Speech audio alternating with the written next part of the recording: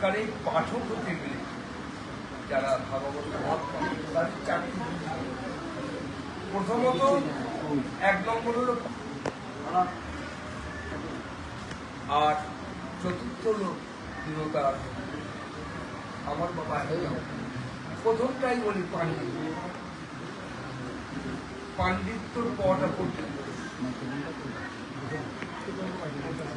তবে বলেন আসেন কেন পাণ্ডিত্যের কথা বলেন না, এখানে যে বসেছেন এখানে তো পাণ্ডিত্যের চাকরি করা, আপনারা তো সবাই জানেন।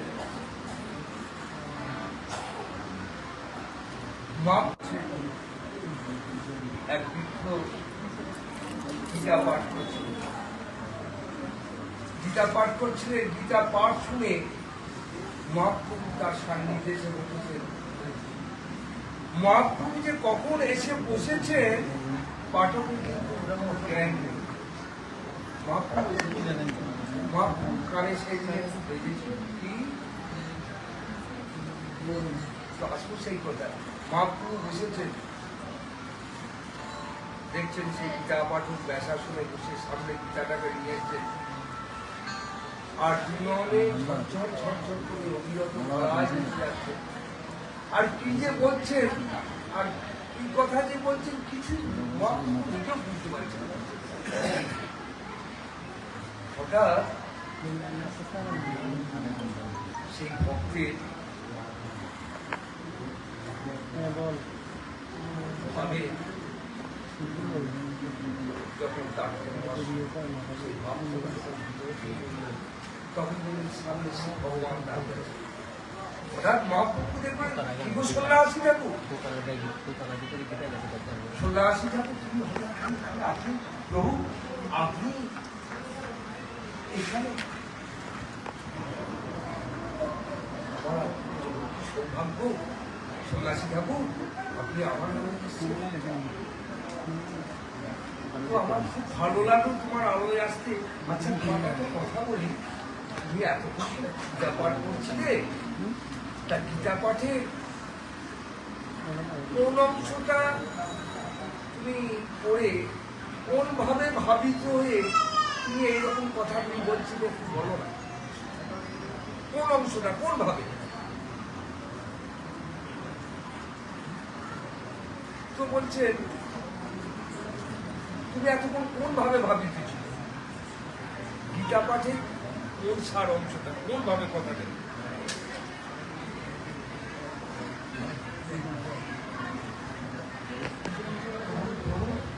আপনি কি বলছেন? আমি তোমার গীতার যে ভাষ্য, গীতার যে কথাগুলো আমি বুঝতে পারছি না।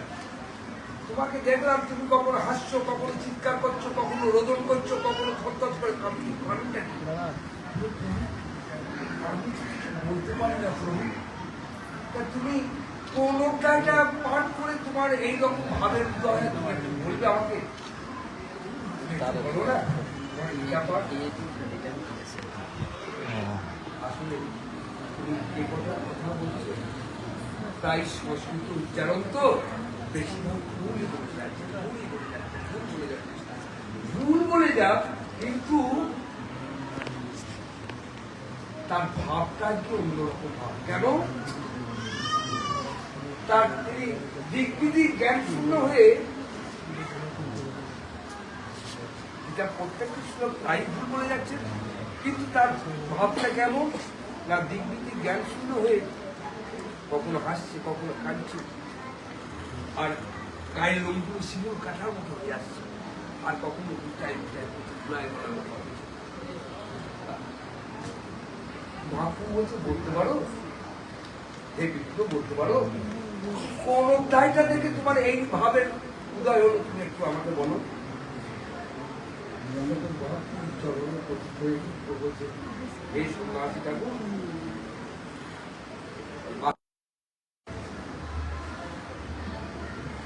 কোন অধ্যায় কোন পৃষ্ঠা কিচ্ছু বলতে পারবো না, কোন পরিচ্ছদ কিচ্ছু বলতে পারবো না। প্রভু গো, তুমি যখন এসেছো তোমার কাছে কি আমি গোপন কোনো কথা রাখতে পারি, আজ তোমার কাছে আমি সত্য কথাটা প্রকাশ করবো। বলো বলো বলো বলো। এরকম ভাব তো দেখি না, এরকম ভাবের উদয় তো গীতা পাঠ করতে করতে এরকম ভাবের উদয় তো কোথাও দেখি। বল, আমি যখন গীতাটা খুলি তখন খুলি আমি চোখ বুঝি, চোখ বুঝলেই আমার সে কুরুক্ষেত্রের মাঠের কথাটা স্মরণ, কুরুক্ষেত্রের মাঠের কথাটা স্মরণ হয়। কি স্মরণ হয়? সেই দিন দেখলাম কি কুরুক্ষেত্রের মাঠে স্বয়ং ভগবান কোথায় আছে? ভগবান আছে নিচে, আর অর্জুন তার সত্য ভাব নিয়ে ভগবানের মাথার উপরে বসে আছে। আর ভগবান একটি কথা বলছে, তার সখা অর্জুন একটা কথা বলছে। সেই ভাবটি থেকে, ওনাদের সেই কথোপকথন থেকে যখন যেটা ভাব হয়, যখন যে দৃষ্টিটা দেখি সেইটা। আর একটা কথা কেন খালি জানেন? আমার কান্নার হেতু একটাই, এই পৃথিবীতে এসে সাধু সঙ্গ করে, ভক্ত সঙ্গ করে, পাঠ আস্বাদন করে অনেক ভগবানের কথা শুনেছি। আর সব জায়গা দেখি ভগবান থাকে উপরে আর ভক্ত থাকে। আর কুরুক্ষেত্রের মাঠে কি দেখলাম জানেন? ভক্ত আছে উপরে আর ভগবান আছে নিচে। তাই সেই দৃশ্যটা গীতা খালি খুললেই আমি দেখতে পাই। তাই তখন আর আমি নিজেকে স্থির রাখতে পারি না প্রভু, তাই আমি তখন নিজে নিজে করতে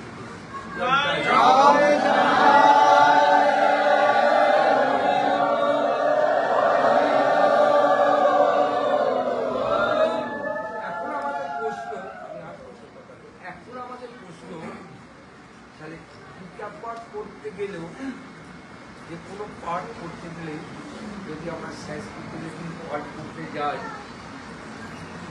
তাহলে দেখা যায় অনেক সময় অনেক এ সম্বন্ধে শাস্ত্র কি বিধান দিয়েছে। দেখা যাচ্ছে একজনকে বলা হচ্ছে একটু জল নিয়ে বলো শ্রী বিষ্ণবে নমঃ। একটা পণ্ডিত একজনকে বলছেন বলো শ্রী বিষ্ণবে নমঃ। পাশে আছে পণ্ডিত, তিনি কিন্তু হাতে জলটি নিয়ে শ্রী বিষ্ণবে নমঃ যথারীতি করতে পেরেছেন। পাশে আর একজন আছে, তাকে জল দিলেন, বলে বলো তুমি শ্রী বিষ্ণবে নমঃ। তা তিনি বলতে পারলেন না।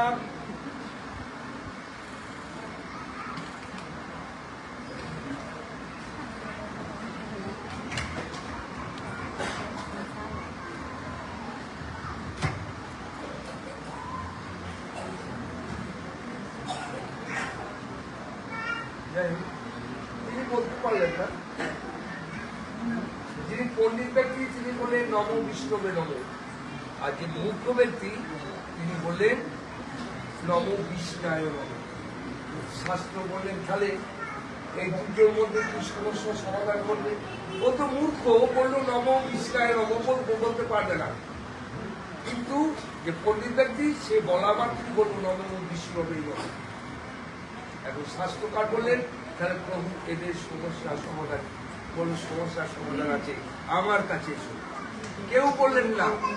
অনেক অনেক গ্রন্থ এগিয়ে গেলেন, ঋচারি বেদ গেলেন, স্বরদর্শন গেলেন, সবাই এগিয়ে গেলেন, জোড়াত করে আছেন। বললেন এর সমস্যা কি করে সমাধান করি? আমার শ্রীমদ ভাগবত এগিয়ে গেলেন, বলে এর সমস্যা আমার জানা আছে। সমস্যাটা কি? সমস্যার সমাধানের পথটা আমার জানা আছে। সমাধানটা কি না? সমাধানটা শুনবেন। সমাধানটা হলো এই, মূর্খ বদতি কৃষ্ণায়, মূর্খ লোক কৃষ্ণায় বলবে, আর ধীর বদতি কৃষ্ণবে। যারা পণ্ডিতগণ তারা বলবে কৃষ্ণবে। সমস্যার সমাধান কি না? দয়ারেব সমতুল্যম ভাবগ্রাহী জনার্দন। ভাবগ্রাহী জনার্দনের নিকট দুজনই সমতুল্য। জয় জয়।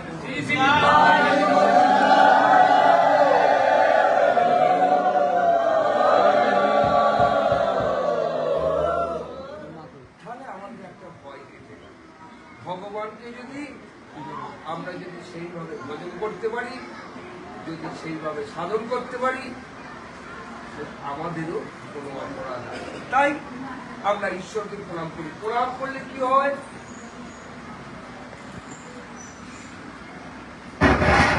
অহংকার নষ্ট হয়। প্রথম প্রণাম করলে অহংকার নষ্ট হয়। প্রণামের আর একটা অর্থ কি? প্রণাম অর্থ তুমি বড়, আমি ছোট, তুমি মহৎ, আমি এই চিন্তা ভাবনাটা নিয়ে আমরা প্রণাম করি। বাবা আরেকটা মজার কথা বলি। দেখা যাচ্ছে যাচ্ছি আমরা কোনো মহাপ্রভু মন্দিরে যাই অনেক সময়, এটা কিন্তু খুব খেয়াল করবেন, একটা ভালো কথা বলছি। কোনো গোবিন্দজির মন্দিরে গেলাম, বিশেষ করে যাওয়ার পরে আমরা করি কি, আগেই মন্দিরে ঢুকে চোখ বুঝে ব্যাস, এটা ম্যাক্সিমাম 98টা লোক করে, কেউ কিছু মনে করবেন না। কোনো বিভ্রমণ, কোনো বিভ্র দর্শনে গিয়ে, কোনো মন্দিরে গিয়ে ম্যাক্সিমাম লোক, ভক্ত বৈষ্ণব যাই বলেন, আগে প্রভুকে দর্শন করে এটা করবেন না, করবেন না। আরে প্রভুকে দর্শন করতে গেছেন, প্রাণ ভরে আগে দর্শন করছেন, আর স্মরণটা করবেন বাড়িতে, কিন্তু করবেন না। দেখবেন বেশিরভাগ মন্দিরে দাঁড়িয়ে আছে না, যাই আর চোখটা ওখানে বুঝবি কেন? চোখটা বুঝবার তো জায়গা আছে, আগে ভালোভাবে দর্শন কর, দর্শন করে সেটা স্মরণ করবে, এটা বাড়ি, এটা করবে, এটা করবে, এটা করবে। আমি প্রায় জায়গা দেখি বা প্রায় মন্দিরে যাই, প্রায় ওরা খুব একটা ভাব নিয়ে চলে যাচ্ছে, এক দারুণ একটা ভাবে গদগদ হয়ে আছে। আরে বাবা করবেন না, করবেন না, করবেন না। এটা আমাদের মতো 100টার মধ্যে 98টা লোক করে, 98টা ভক্ত করে। আগে প্রাণ ভরে দর্শন করে, দর্শনের পরে তারপর স্মরণ, কিন্তু দর্শন করতে গিয়ে চন্দ্রদিত কিন্তু হয়ে পড়বে। তাই ভগবানকে প্রণাম করুন, অহংকার নাশ হবে। আর অহংকার নাশ হলে কি হবে? আপনাকে দিব্য দৃষ্টিটা পাবেন, কোন পথে চলবো, কোন পথে এগোবো, কোন পথে গেলে আমি ঠিক সঠিক জায়গায় চলে যাবো। তাই আমরা করবো কি? ভগবানকে স্মরণ করব, ভগবানকে স্মরণ করতে নিতে এবার করব কি? আগে করব, এবার করব সাধু সঙ্গ। তাই ভগবানের স্মরণটা কখন হবে? ভগবানকে স্মরণ করবো বললেই হবে না, ভগবানকে স্মরণ করবো বললেই হবে না বাবা। আগে করতে হবে কি? সঙ্গ করতে হবে। যদি জানেন অমুক জায়গায় অমুক জিনিসটা পাওয়া যায়, তাহলে একজনের কাছে জানতে হবে, তবে লোভে সেই জায়গায় যেতে হবে। তাই ভগবানের যে লোভ, ভগবানের কাছে যাওয়া, ভগবানের যে চিন্তা করা, ভগবানের কৃপা পাওয়া, তার জন্য আমাদের সর্বাগ্রে করতে হবে কি? সাধু সঙ্গ। সাধু সঙ্গ, আর সাধু সঙ্গ হলে কি হবে না? সাধু সঙ্গ হলে আমরা সমস্ত কিছু, আর এই সাধু সঙ্গ করতে করতে করতে করতে করতে কি হবে? সাধু সঙ্গতে কি হবে গো বাবা? সাধু সঙ্গ যখনই সাধু সঙ্গ হবে, সাধু সঙ্গ তো তোমরা করবে, সাধু সঙ্গ করলে কি হবে? সঙ্গ করলে কি হবে? সাধু সঙ্গ করলে তখন ভজনের কথা মনে হবে, ভজনের পথটা পরিষ্কার হবে। তাই আমাদের সর্বাগ্রে সাধু সঙ্গ করতে হবে। এখন সাধু কার? সাধুকে তার জগতে সবাই সাধু, সবাইকে সাধু, কাউকে অসাধু ভাববেন না, কাউকে অসাধু চিন্তা করবেন না, আর নিজেকে কেউ বড় করবেন না। জানবেন জগতে সবাই সাধু, একমাত্র জগতে যদি অসাধুতে একজন থাকতে হয়, সেই একজন হলাম আমি। জগতে সবাই সাধু, সাধু অসাধু যদি থাকতে হয় সেটা হলো না। এই ভাব নিয়ে যদি আপনি সাধু সঙ্গ করতে পারেন তাহলে অবশ্যই।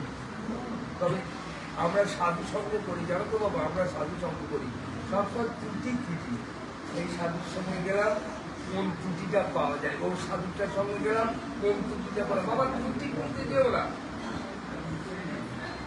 কেউ ত্রুটি খুঁজতে যেও না। সবাই এসেছি, আমরা এই জগতে এসেছি কোনো কিছু কেনা বেচা করবার জন্য এসেছি, এসেছি কি রোজগার করবার জন্য এসেছি। কেউ কিনতে বিচতে এসো না। তাই আমরা সাধু সঙ্গ করি, কিন্তু কেনা বেচার মতো করি। কেমন বলে আমি তো সাধু সঙ্গ করি, সাধু সঙ্গকে সব থেকে বড় সাধুকে বুঝবে, আমি তো সাধু সঙ্গ করি। কার সঙ্গ করি? সাধারণ নয়, আমার গুরুদেবের সঙ্গে থাকি। জানো তো আমার আমি যেখানে থাকি বলে ওই হরি ছাড়া কিনবে, ওই হরি ছাড়া কিনতে ওকে ডাকতে হবে। আমি যেখানে আমি যখনই আসি আমার একটা বড় অবস্থা, ওরা এরকম সাধু সঙ্গ করে। ঠিক আছে, সাধু সঙ্গ করলে কি হবে? তোমার নজরটা তো থাকে অন্যদিকে। তুমি গুরুদেবের সঙ্গে থাকো, তুমি ভক্তর সঙ্গে থাকো, কিন্তু নজরটা থাকতে হবে। বাবা পদ্ম ফুল দেখেছেন তো কত ছিল? পদ্ম ফুল, পদ্ম ফুল থাকে, পদ্ম ফুলের কাছে কে থাকে? পদ্ম ফুলের পাশে কিন্তু ব্যাং বসে থাকে, ব্যাং ব্যাং। আমরা মনে করি ভাগ্যবান ব্যাংটা, দেখো দেখো দেখো দেখো সারাক্ষণ পদ্ম ফুলের কাছে ভাগ্যবান। কিন্তু আমরা ভাবলে কি হবে? ব্যাংটার লক্ষ্য কিন্তু অন্যদিকে। আমরা ভাববো ব্যাংকটা কি ভাববো? পদ্ম ফুলের মধু খায়, কিন্তু ব্যাংক ফুলের পদ্ম ফুলের মধু খায়? খায় না। অথচ পদ্ম ফুলের পাশে থাকে। আমরা মনে করি কি ভাগ্যবান, দেখো ও মধু খাচ্ছে। কিন্তু বাবা তোমরা ভাবলে কি হবে? ও কিন্তু মধু খাওয়ার জন্য থাকে না, ও পদ্মের পাশে আড়ালে লুকিয়ে থাকে, মাথা ব্যাংক করে। যখন কোনো পোকামাকড় আসবে, এটা পদ্ধতি, এটা ব্যাঙের কাজ। অথচ কাছে থেকে মধু পাচ্ছে না, অথচ হাজার হাজার মাইল দূরে থাকে মৌমাছি। মৌমাছি কিন্তু হাজার হাজার মাইল দূরে এসে সে পদ্ম থেকে মধু আরোহণ করে সে তার নিজের জায়গায়। অতএব হে ভক্তগণ, আপনারা ব্যাঙ হবেন না মৌমাছি হবেন? মৌমাছি হতে। তাই এই মৌমাছি হতে গেলে কি হবে? সাধু সঙ্গ করতে হবে। এই সাধু সঙ্গের ফলে আপনার সমস্ত কিছু পাবেন। সাধু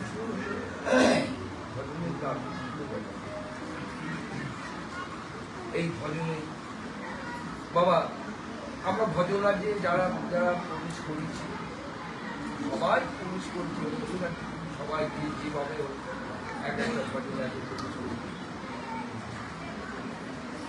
যেভাবে ভজন করে। আমি এই সমাগত ভক্তমণ্ডলকে একটা কথা আজকে ছোট্ট করে বলে যাব। আপনারা কিছু পারেন আর না পারেন, একটা জিনিসের উপর জোর দেবে,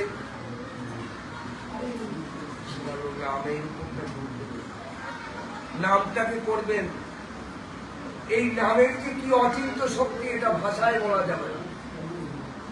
কেউ যেন মনে করেন না নামের ওপরে যদি অন্য কোনো মন্ত্র আছে তিনি মহা নরকগামী হবে। এই পৃথিবীতে যদি শ্রেষ্ঠ মন্ত্র থাকে, শ্রেষ্ঠ মহামন্ত্র এবং শ্রেষ্ঠ জপনীয়, শ্রেষ্ঠ ভজনীয়, তাহলে একমাত্র হরিনাম মহামন্ত্র।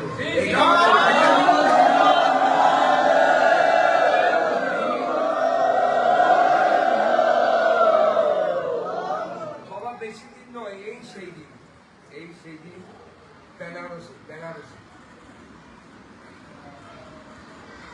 বেনারসে এক সাধক ছিলেন, কবিদাস বাবাজি, এক সাধক।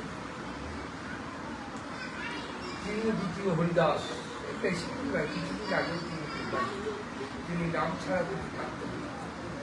জাগতিক জগতেও দেখা যায় বাবা, কেন্দ্রে তিনি ভজনে অগ্রসর হয় বা ভজনে পরিতুষ্ট হয়। তারপরে শ্রেণী সাধকরা কিন্তু তার জন্য একটু ঈর্ষান্বিত হয়ে থাকে।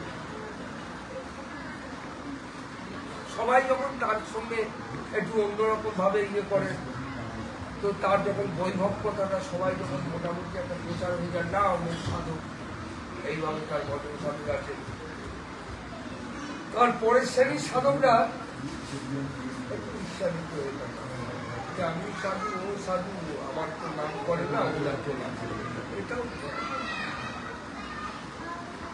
তার কবিদাস ছিলেন এমন একজন সাধক, সত্যি সাধক কিন্তু নামে সাধক ছিলেন। এই কবিদাসজি বেনারসে থাকতেন। বেনারসি পুজো বাবা, বেনারসি কোন তীর্থ মহিমা আছে? বাবা আচ্ছা বাবা, এটা জানো তো বেনারসে বাবা বিশ্বনাথ, বাবা মহাদেব, তিনি কিন্তু সবসময় ধ্যানস্থ হয়ে কোন নাম জপ করতেন? হ্যাঁ, রাম নাম জপ করতেন, রাম নাম জপ করতেন।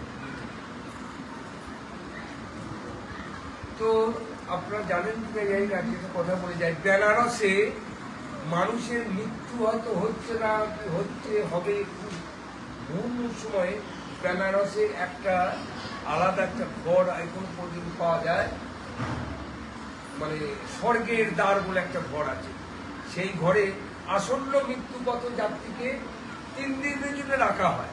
3 দিনের মধ্যে যদি সে বলে যে তার যদি মৃত্যু হয় তাহলে সে শিবলোক ধাম প্রাপ্ত হয়। এই জন্য 3 দিন রাখা হয়। 3 দিনের মধ্যে যদি দেহ রাখে ভালো, তাহলে 3 দিন পরে তাকে ছেড়ে দেওয়া হয়। 3 দিন জন্য একটা টাকা জমা দিতে হয়। এবং যারা আসন্ন মানে মৃত্যু দরজার কাছাকাছি, তাদেরকে আশেপাশে সবাই কিন্তু বেনারসে স্বর্গে তার একটা যে বাড়ি আছে সেইখানে কেন করে যে দেহান্তে কিছু হোক আর না হোক, লোক প্রাপ্ত হোক জানি না, তবে শিবলোক প্রাপ্ত হোক। এটা বেনারসে শিব কিন্তু অহরহ পঞ্চমুখী, সে কিন্তু রাম নাম করত।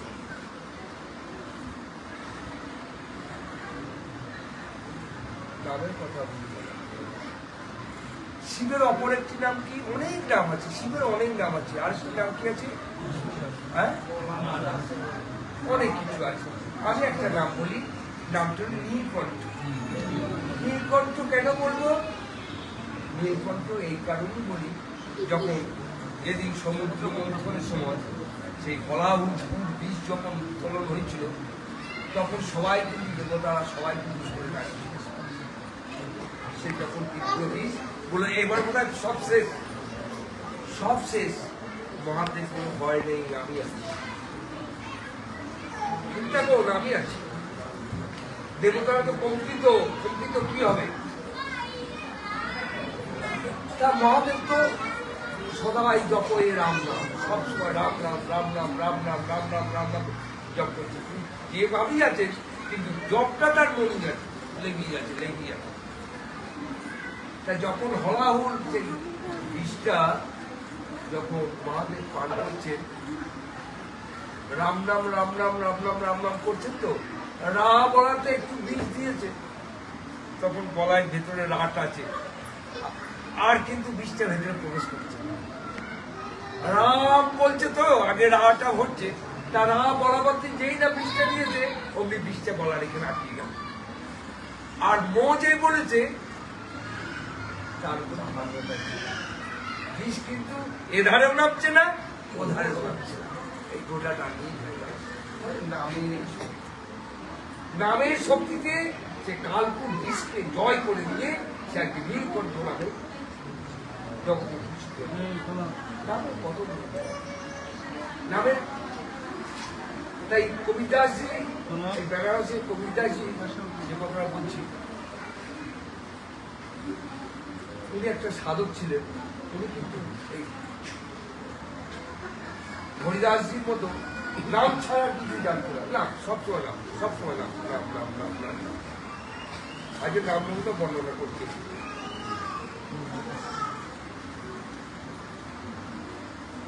কিছু লোক ওনার প্রতি ঈর্ষান্বিত হয়ে আছে, যেহেতু উনি একটা ভালো জায়গায় আছে। দ্বিতীয় অবসরে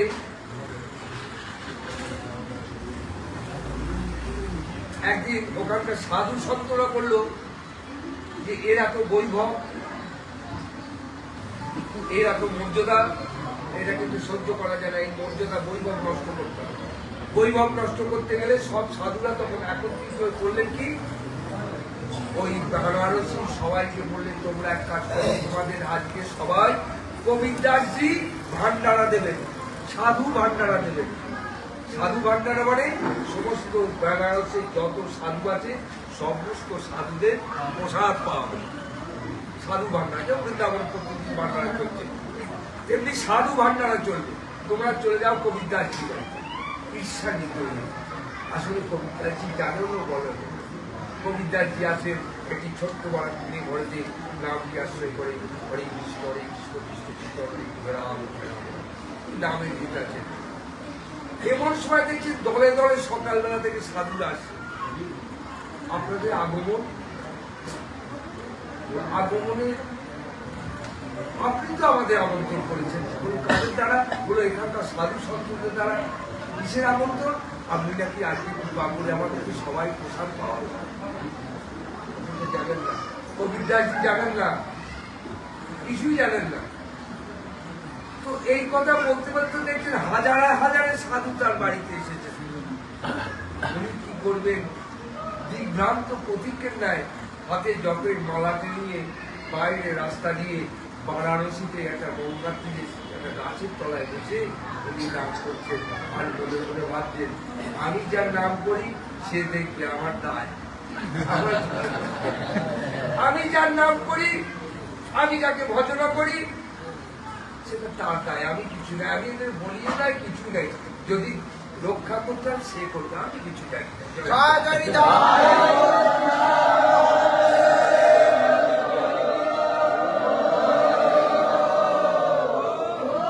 কবিরদাসজি নাম করছে, নাম করছে। তার মনে হলো কয়েক ঘন্টা যাওয়ার পর বলুন দেখে আসি সাধুরা মনে হয় এতক্ষণ চলে গেছে, একটু দেখে আসি সাধুরা মনে হয় চলে গেছে।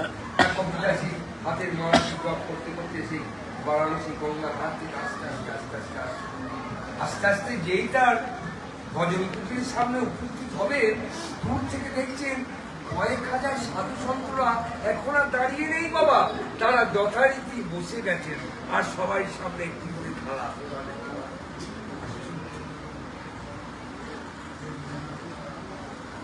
এমন সময় কবিরদাসজি করেছেন কি, মাথায় ঘোমটা টেনে তিনি সেই আর যেসব সাধু সন্তরা আছে না, সাধু সন্তানের পাশ দিয়ে বসে পড়ছেন। বলছেন ঠিক আছে, সবাই যদি প্রসাদ পায় এই সুযোগকে আমি বা ছাড়ি কেন, আমিও প্রসাদ পাই। কবিরদাসজি বসে পড়ছে। এমন সময় দেখছে দূর থেকে ওই কবিরদাসজির মতনই একজনাকে আবার সেই প্রসাদের পাত্র দিয়ে আসছে। বললো এটা কে? আমি তো কবিরদাসজি, তবে এটা কে? এটা কোন কবিরদাসজি?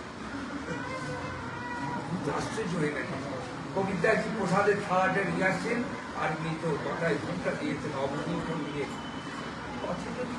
ফেলে তাই অবগুণ্ঠন নিয়ে উনি প্রসাদ পাওয়ার চেষ্টা করবেন। এমন সময় ওনার স্বরূপ ধরে যে কবিরাজ প্রসাদ দিচ্ছেন, কবিরদাসজি এসে তিনি আস্তে আস্তে কবিরদাসজির কাছে কবিরদাসজি মাথায় ঘুমটা খুলে, যারা কৃষ্ণ ভজন করে তাদের ঘুমটা দিতে হয় না, তাদেরকে লুকাতে হয় না, তাদেরকে আপনারই তাদের পরিচয় দিয়ে যাবে। ঘুমটা করবো, ঘুমটা দেবে কেন?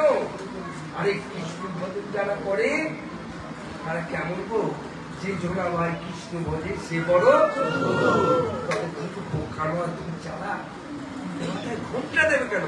দাদা কবিতাজি পোশাক তোলেন, সামনে দাঁড়িয়ে আছে আমার মহাদিদাজি গোবিন্দ, বিহার তুলে দাঁড়িয়ে সমস্ত জগৎকে তিনি আনন্দে আনন্দিত করে কবিতার সঙ্গে কথা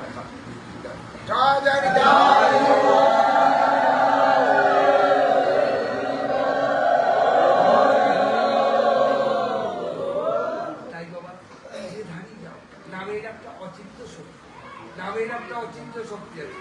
এই নামটাকে করবে যেভাবে হোক, হেলায় হোক, অবহেলা হোক, শ্রদ্ধায় হোক, অশ্রদ্ধায় হোক, যেভাবেই পারবে একমাত্র নামের তরি, এই ভবপাড়ের তরি হল শ্রীরাম। এই নাম আবার কি? তবে একটা সুন্দর কথা, কোনো বিচার নাই, যে কোনো অবস্থায়, যে কোনো জায়গায়, যে কোনো স্থানে, যে কোনো সময়, যে কোনো দাম। আমার মায়েরা তো প্রথমেই বলবে, বাবা আমরা সারাদিন রান্না করতে করতে সংসারে কাজ করতে, ছেলে মেয়েকে পড়াতে পড়াতে আমরা ফেরা হয়ে গেলাম, বাবা আমাদের নাম করবো কি? রাত্রিবেলায় যখন মনে করি নাম করবো, তখন জয়িতা পারি না। কেন? এই সংসারের জন্য। সংসার বিছাননে দিবাড়ি হিয়া জলে হিলাইত না করে। মা গো, আমি তোমাদের কাছে বলছি, তোমরা ঘর মোছো না? এখন তো ঘর মোছার ব্যবসা, শরীর তো খারাপ হবেই, সব বড় শরীর খারাপ, নিজে শরীর খারাপ করবে। ঘর মোছো তো? ঘর এখন তো বলে বাবা আমার কোমর, ম্যাক্সিমাম বাবা আমার কোমর, বাবা আমার পা, বাবা আমার হাত, বাবা আমার চোখ। আরে আমি ডাক্তার নেই, দোষী তোরা নিজে নষ্ট। ঘর মুছবি না, কাপড় কাচবি না, তোদের রোগ হবে না, কারো হবে। ঘর মুছবি, এই হবে, এটা ব্যায়াম হবে। আর কি হবে? মুছবি, শুধু ব্যায়াম করবি না, এই সময় নাম করবি হরে কৃষ্ণ হরে কৃষ্ণ ঝাড়ু দিবি, নাম করবি হরে কৃষ্ণ হরে কৃষ্ণ হরে রাম হরে রাম রাম রাম হরে। কাপড় কাচবি, নাম করবি হরে কৃষ্ণ হরে কৃষ্ণ হরে রাম। তাহলে দরকার কি আমার রাত্রি 10টার সময় ঘুরে? আমি যখন পাবো তখনই করবো। রান্না করছো, নাম করছো, রান্নাটাও নামময় হয়ে গেল। রান্না করছো, নামময় হয়ে গেল বাবা। আর ঠাকুরের জন্য নতুন করে একটা চুরিচি দিলেই হলো, আনন্দে ভজন করে।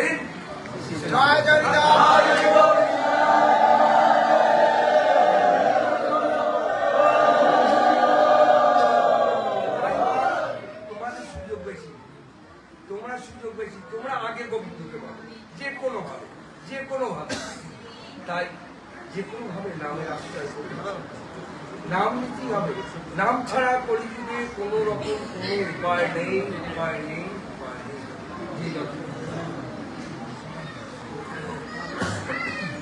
ঘরের নাম ওই বকে বলে, একমাত্র এই নামকে আশ্রয় করে যদি এই জগৎ ওই জগৎ আর পাঠে মন্ত্র এত সহজ নয়। আমরা যে মন্ত্র করে দিই ওগুলো সাধারণ নয় বাবা, এগুলো সাধারণ নয়। সেই জায়গায় পৌঁছাতে পারলে সেই মন্ত্রের কাজ হবে। আর আজকে নাম যে কোনো অবস্থায়, যে কোনো ভাবে, যেভাবে হোক মালা যদি করতে পারো, নাম যদি করতে পারো, তবে অবশ্যই দেখো নাম এরকম বাবা। আমাদের দেশে রামদেব আছে না, রামদেবের রামদেব, হ্যাঁ রামদেবের মধ্যে তো অনেক বড় বড় দুরারোগ্য রামদেব মধ্যে মধ্যে বলে না, জবের এইগুলো টিকলি কেন, এইখানে টিকলে কি হয়, এইখানে টিকলে কি হয়, এইখানে টিকলে কি হয়। তার প্রত্যেক জায়গার এক একটা গুণ আছে। এইখানে টিকলি বলছে লিভার ভালো থাকে, এইখানে টিকলি বলছে মস্তিষ্ক ভালো থাকে। প্রত্যেক জায়গায় একটা ইয়ে করলে, প্রেশার ক্রিয়েট করলে তার একটা গুণ আছে, ঠিক আছে। আরে রামদেবের বাবার বাবা আমাদের মহাপ্রভু কি বলে গেলেন? বললেন দরকার নাই। হ্যাঁ, কি করতে বললো রে? হ্যাঁ হ্যাঁ, না 10-5 মিলি দুয়ারে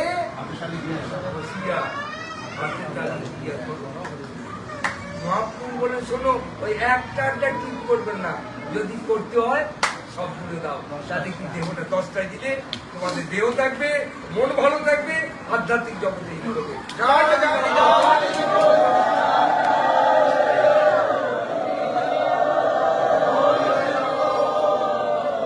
তাই নাম যখন করবে হাতে তালি দিয়ে নেবে।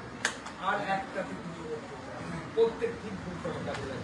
আমাদের শারীরিক ও যোগাভ্যাস, অর্থাৎ শরীরে কোনো অংশ কোথাও যদি কোনো ঘামতি থাকে, সেটা হাতের তালি দ্বারা। রামদেব সে করতে হবে। রামদেবের বহু আগে, আজ থেকে 538 বছর পূর্বে শ্রীমৎ মহাপ্রভু আজকে আমাদের এই শিক্ষা দিয়েছে। আর বারবার তিনি নামে। আর তবে বাবা একটা কথা, এর জন্য কি থাকতে হবে বলো? এর জন্য থাকতে হবে নিষ্ঠা। এর জন্য থাকতে হবে নিষ্ঠা। নিষ্ঠা যদি না থাকে বাবা, তোমরা কিছুই করতে পারবে না। নিষ্ঠা থাকতে হবে, নিষ্ঠা থাকতে হবে। কেমন? সত্য জ্ঞানী গুরুবাক্যে যাহারও বিশ্বাস। তারপর কি বলেছে? সত্য জ্ঞানী গুরুবাক্যে যাহারও বিশ্বাস। তারপরে একটা কথা বলছে, অবশ্যই, শুধু নয়, অবশ্যই তার হয়, হতে হবে, অবশ্যই তার হয়। এইভাবে আল্লাহকে মাথায় নিয়ে তার সেই আক্রামন্ত যদি আপনারা ঘরের সাথে মনে করতে তোমরা যদি এই ঘরের সাথে অগ্রসর হতে পারো, অবশ্যই অবশ্যই নামের কৃপা পাবে। আর নাম করো, যে যেভাবেই করো, নাম করো। এখন তো কিন্তু আমাদের বিশেষ করে বাংলাদেশে কিন্তু চরম দুর্দিনে গিয়েছে বাবা। বাংলাদেশে যা পরিস্থিতি, আমি আগে যাদের এখন তো একটা ভয়াবহ কারণ। তাই আমি সকলকে বলবো, সকলেই বলবো একটু ঠিক মতো চলাফেরা করবে বাড়াবো। আর একটা কথা বলবো, এই আসলে কেউ কিছু মনে করবেন না, আমি প্রত্যেককে আমার শিষ্য শিষ্য শিষ্য মানে মন্ত্র দিলে শিষ্য হয় না। শিষ্য মানে কি? যা শাসন মানে তাই শিষ্য, যা শাসন মানে। আমি কিন্তু বেত্রাঘাত দ্বারা শাসন করবো না। মা যেমন শিশুকে অন্যায় করলে দোষটি দেখায়, প্রয়োজনে দোষটি দিয়েও দেয় একটা, কিন্তু আমি আমার কিন্তু শাসনটা বেত্রাঘাতে শাসন নয়। আমার শাসনটা কেমন? শাস্ত্রের যুক্তি দ্বারা যে শাসিত, সেইটাই হল শাসন। তার শিষ্য মানে যারা শাসন মানে। আমার শিষ্য তোমার শিষ্য, এই শিষ্য কিছু না। আমি সকলকেই বলবো, সকলকেই একটা কথা বলবো, বর্তমান যা পরিস্থিতি মা, বিশেষ করে আমাদের ছেলে মেয়েদেরকে একটু মায়ের দিকে বলছে, বিশেষ করে নজর দিয়ে, বিশেষ করে যদি নজর না দেন, আজকে আমাদের সনাতন ধর্ম আস্তে আস্তে আস্তে আস্তে চলে যাচ্ছে। ছেলে মেয়েকে বাইরে পড়ার কোনো কিছু নেই, গর্বের কথা। ছেলে মেয়েকে বাইরে পড়াচ্ছে, কিন্তু একটু দিকটা দিকেই তাকাবেন। আমি সবাইকে বলছি, ছেলে মেয়েকে বাইরে অবশ্যই যুগের সঙ্গে সঙ্গে নিতে হবে, তাল মিলিয়ে চলতে হবে। কিন্তু একটু লক্ষ্য করবেন, চারিদিকটা একটু চিন্তা করবেন, চারিদিকে কিন্তু আমরা সত্যি বাস করছি। এমন কিছু করবেন না যাতে পরে হায় হতাশ করছে। আমরা তো দেখছি মা বাবার কাছে থাকতেও ওরকম হয়ে যাচ্ছে। তাই আমি সবাইকে বলবো, সব মা বাবাকে বলবো, কারণ ওদের তো এখন শিশু, ওদের তো মনটা এখন অনুভূত, তাদের তো হতেই পারে, এটা বয়সের ভালো হবে। কিন্তু তার জন্যে আমাদের মা বাবাকে ঠিক মতো গাইড করতে হবে। তাই প্রত্যেক মা বাবাকে বলবো একটা কথা, আপনাদের নিজ নিজ সন্তানকে নিজ নিজ আয়ত্তের মধ্যে রাখবেন, নিজ নিজ দায়িত্বের মধ্যে রাখবেন, তাহলে আর সামনে সব করতে পারবেন। ছেলে মেয়েকে পড়ান, ছেলে মেয়েকে পড়ান, কিন্তু এমন কিছু করতে যাবেন না যেটা করতে গেলে আগামী দিনকে আমাদের ভবিষ্যৎ নষ্ট হবে। বলে এই যুগে বাবা কেমন ছেলে মেয়েরা ভবিষ্যৎ নষ্ট করবে না, না অবশ্যই ছেলে মেয়ের ভবিষ্যৎ নষ্ট করবে, সব পড়ান। আর তারপরে আমার মনে হয় যার ভালো ট্যালেন্ট আছে, একটা ভালো থেকে মোটামুটি একটা জায়গায় একটা হাত করে দেওয়ার পরে হাতের করুন ব্যাপার। এইটা আমি বিশেষভাবে বলছি, কারণ আমি এদেশে এসে দু তিনটে জিনিসটা দেখলাম, আমার আজকে খুবই কষ্ট হচ্ছে। বিশেষ করে আমার বাবা জীবন হরির ভাষায় আজকে এমন একটা জিনিস যা দেখলাম, এবং যেটা কষ্ট, সেটা অভাবনীয় কষ্ট, ভাষায় প্রকাশ করা যাবে না, ভাষায় প্রকাশ করা যাবে না। তাই বাংলাদেশের প্রত্যেকটি পিতামাতাকে বলবো, প্রত্যেক অভিভাবককে একটা কথা বলবো, আপনারা আপনাদের ছেলেমেয়েকে তাদেরকে নিয়ে আসুন, তাদেরকে নিজের কাছে রাখুন, নিজের কাছে থেকে নিজের ধর্মের সঙ্গে পরিচয় করে দিয়ে তাদেরকে কাছে রেখে তাদের সুশিক্ষা দিন। তাহলে মনে হয় আগামী দিনে আমাদের প্রসারটা ঠিক হয়ে যাবে, আমাদের ধর্মের কোনো পথও হবে। আর একটা কথা বলি, করতে খারাপ লাগে, বলতে পারে বলবেন উনি এই কথা বলি, আমি বলবো যে কি বলবো। দেখুন দেখা যাচ্ছে আপনাদের একটা সম্প্রদায়ের সঙ্গে দিয়েছে, গাছ সম্প্রদায়ের সঙ্গে দিয়েছে, দাস সম্প্রদায় বলছে, গাছ তো গাছের সঙ্গে দেখা যাচ্ছে গাছ সম্প্রদায়ের কোনো ছেলে একটা হিন্দু সম্প্রদায় দার্শনিক আছে, একটা বাধ্যবাধকতা, সেখানে তারা মা বাবারা তার যেটা মেনে নিতে পারছে না, যে কোনো প্রকারে তার নিরাপত্তা রাখার পর এইরকম আমি দেখলাম, রাখার পর রিপোর্টটা কি দেখি জানেন, তারা হয়তো সঙ্গে গেল না ঠিক কথা, কিন্তু তারা অন্য ধর্মে চলে গেল, অন্য দিকে চলে গেল।